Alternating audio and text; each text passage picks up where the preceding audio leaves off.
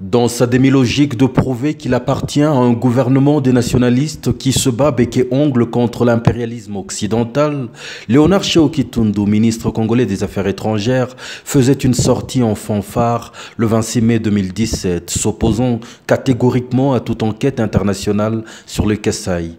La livraison de BBC de ce jour-là écrivait « Léonard Tchéo Kitundu dénonce l'initiative prise par l'ONU d'envoyer dans les prochains jours une équipe chargée d'enquêter sur ce double meurtre. » Moins de 2 semaines après, le 6 juin 2017, les États-Unis d'Amérique, par la bouche de son ambassadrice aux Nations Unies, Nikki Haley, appelaient à la création d'une commission d'enquête spéciale pour retrouver les auteurs du meurtre des 2 experts onusiens.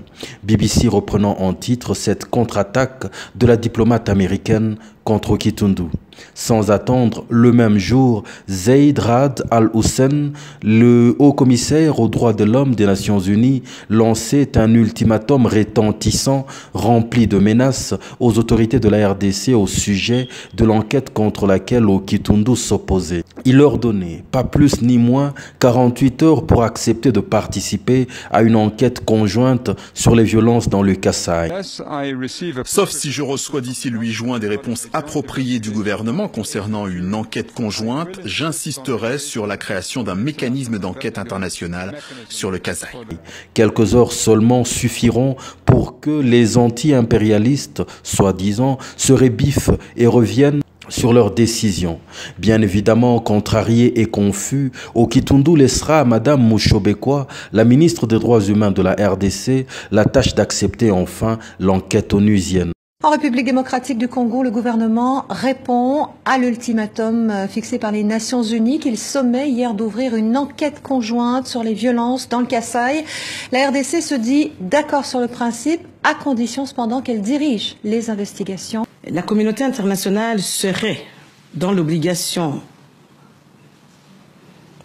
d'imposer à la République démocratique du Congo une commission d'enquête internationale si le gouvernement congolais avait croisé les bras.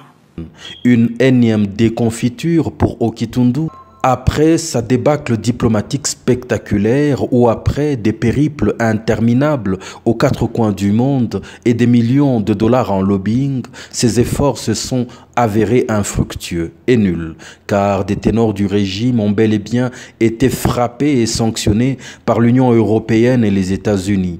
Il n'est pas le seul à souffler le chaud et le froid. C'est aussi le cas de son collègue de la justice, Alexis Tambwe Mwamba, qui à plusieurs reprises a affiché au grand jour ses limites, voire même son incompétence pendant qu'il traite ses concitoyens d'idiots. On se rappelle de ses égarements arithmétiques, notamment dans le fameux dossier des mercenaires américains contre Moïse Katumbi. Il annonçait 600 mercenaires, on n'a vu qu'un seul Américain déjà libéré depuis.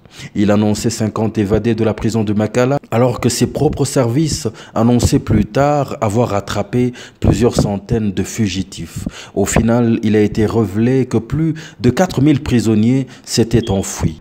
Je vous dis que c'est vraiment pour des raisons de sécurité et pas pour camoufler que nous avons adopté cette attitude. Sans oublier récemment la manière dont son projet de loi sur la Cour constitutionnelle avait été rejeté par la représentation nationale, exposant ainsi son ignorance des mécanismes élémentaires de la présentation d'un projet de loi. Dans des pays civilisés et en vraie démocratie, ces 2 messieurs devraient tout simplement et sans autre forme de procès démissionner.